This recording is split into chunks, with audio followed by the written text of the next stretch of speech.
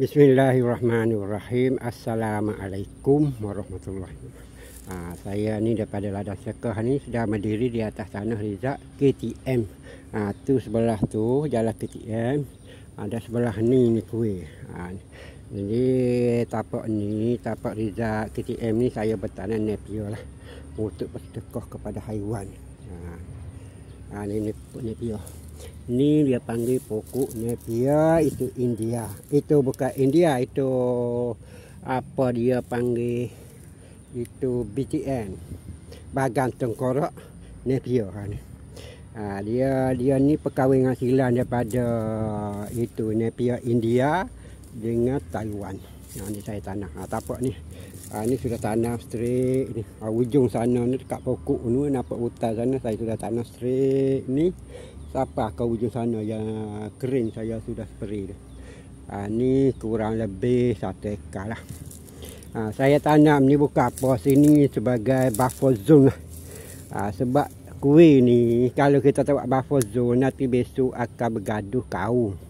Sebab India ni dia tak ada lah, maknanya mengikut pengalaman 130 tahun dulu, India ni dia pacak je.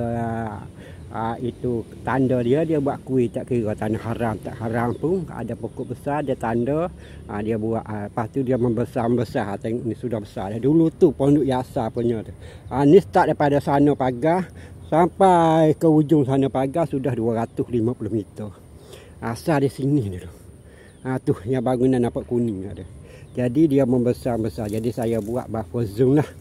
Supaya mengelakkan itu pertikaian antara kaum India dan kaum Melayu lah, itu orang-orang tempatan sini dah.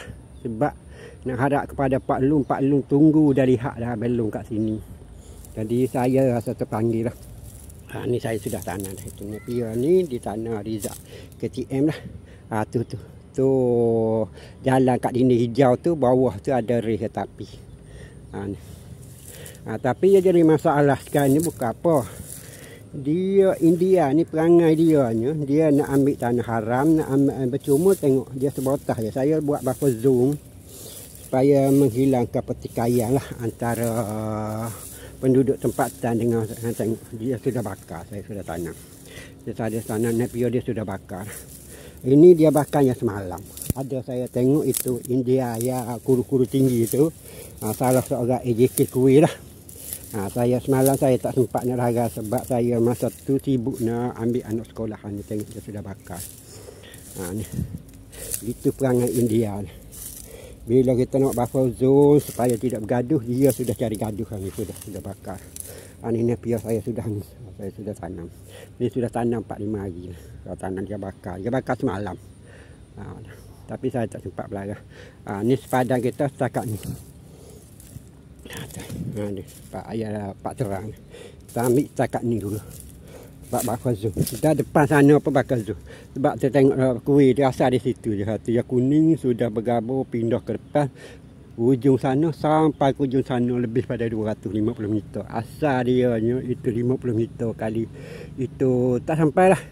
50 meter, lebih kurang 50 meter kali 50 meter. Sekarang ni 250 meter kali 80 meter. Ni dia itu perangai India. Kita supaya tidak bergaduh buat buffer zone, zone pelindung, zone penampan supaya tidak bergaduh. Tapi tengok ni. Dia sudah buat kacau dengan saya untuk buat provokasi.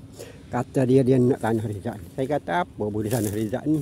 Saya buat tanah rumput ni sebagai buffer supaya tidak timbul pergaduhan. Dia nak juga tanah ni. Tapi saya berkeras, saya tak mau kasih. Kalau kasih nanti bergaduh besok-besok dengan orang Padang Jawa. Jadi siapa nak bertanggungjawab harap kepada Pak Long, Abang Long tu tak boleh harap. Dia tengok dari hak saja. Habis tanah-tanah Melayu. Nak harap ke Pak Long. Ni.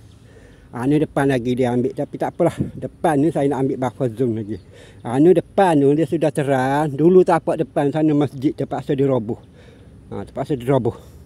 Kerana itu ada pertikaian dengan India ni, dia riput apa macam ni. Tapi kerana orang UMNO nya lebih menyokong MIC untuk menang pilihan raya, jadi orang UMNO bagi kebenaran untuk kuih diri dan surau sebelah sana dirobohkan.